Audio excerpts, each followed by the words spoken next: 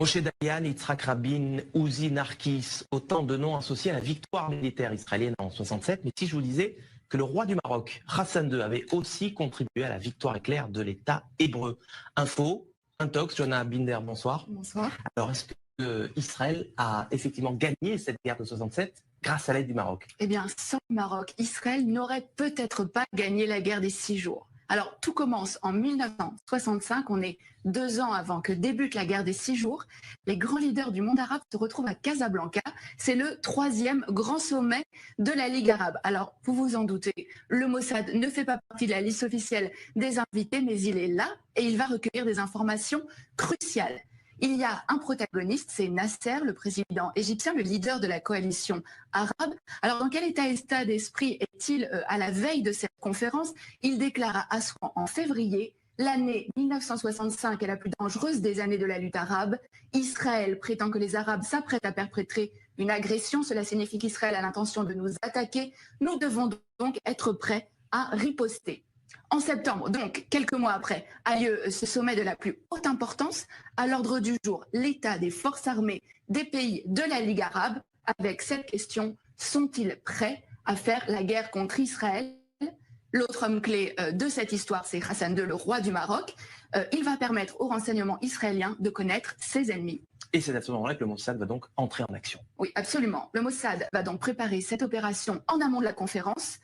Plusieurs jours avant, une équipe du Shin Bet et du Mossad, il s'appelle à Tsiporim, donc les oiseaux, vont occuper le dernier étage du très luxueux hôtel à Casablanca où sont attendus les dirigeants arabes et où va aussi avoir lieu la conférence. Mais la veille de ce sommet, Hassan II est pris de panique et il somme les agents israéliens de quitter l'hôtel. Mais au terme de cette conférence, il va livrer aux agents israéliens l'enregistrement complet de cette conférence. Hassan II a tout enregistré en secret. Il n'a pas confiance dans les invités de la Ligue arabe. C'est à peine croyable. Mais qu'est-ce que les Israéliens vont bien pouvoir découvrir sur ces cassettes? Alors, les enregistrements vont révéler qu'il est question de créer un commandement arabe unifié pour mener les hostilités contre Israël. Et le point crucial, c'est que les rangs arabes sont profondément divisés. On va pouvoir entendre des échanges extrêmement vifs entre Hussein de Jordanie, mais aussi Nasser. Et alors, ce qui est vraiment important, c'est que les nations arabes vont vraiment révéler leurs faiblesses. Elles ne sont absolument pas préparées pour une guerre contre Israël.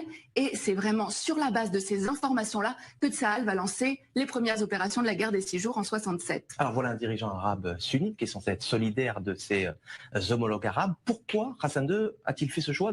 Qu'est-ce qui l'a motivé? Alors, ce qu'il faut savoir, c'est qu'avant déjà ce sommet, le Maroc et Israël entretenaient déjà des relations stratégiques. Hassan II avait accepté que des juifs marocains émigrent vers Israël, en échange de quoi Israël fournissait une aide logistique au Maroc, notamment en formant ses militaires.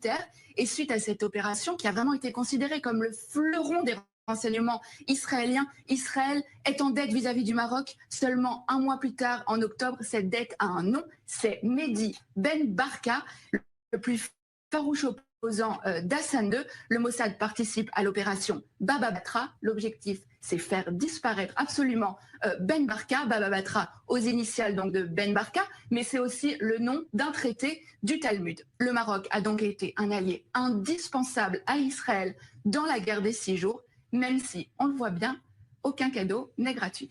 La petite histoire de la grande histoire. Merci, Johanna Binder, pour ces détails croustillants, digne des plus grands films d'espionnage. Merci d'être passé nous voir sur le plateau du Magorien.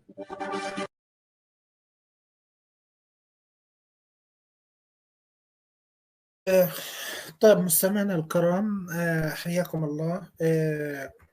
بالبداية هذا الفيديو تم عرضه من الأستاذ جابر. حبيت أول أعرضه ومن ثم نعرف ليش طلب منا يعرض هذا الفيديو. أستاذ جابر، السلام عليكم. وعليكم السلام ورحمة الله وبركاته. أنا عرضت الفيديو زي ما أنت طلبت مني، ممكن تشرح لنا بشكل أوضح عن الفيديو اللي طلبت مني أعرضه؟ هذا الفيديو يوضح على لسان قناة صهيونية اللي هي ايفنت كات اي 24 خيانة ملكهم الحسن الثاني للقضية العربية وللقضية الفلسطينية، وكيف تآمر مع الموساد الصهيوني وتسبب في نكبة 1967 اللي تم فيها احتلال صحراء سيناء والجولان السوري والاحتلال القدس وغيرها. هذا كان بسبب خيانة الملك الحسن الثاني أثناء القمة العربية التي كانت في المغرب في سنة 1965، واللي كان الموساد حاضر فيها وتلقى كل المعلومات اللي كان يحتاجها حتى يطبق هجومه. وفقط حبيت باش ندعم الشيء اللي قلناه واللي قالوا قبلي الأخ محمد وغيره، ودرت لك فيديو قصير خويا حسام فيما يخص هذاك السيد المروكي اللي جاء قال لك باللي الجزائر لم تطلق ولا رصاصة في حرب 73. درت لك فيديو فيه دقيقتين فقط، إلا استسمحك إلا تقدر ديرو ونزيد نعلق عليه. ان شاء الله استاذ جابر، حياك الله. ان شاء الله. شكرا. حياك الله.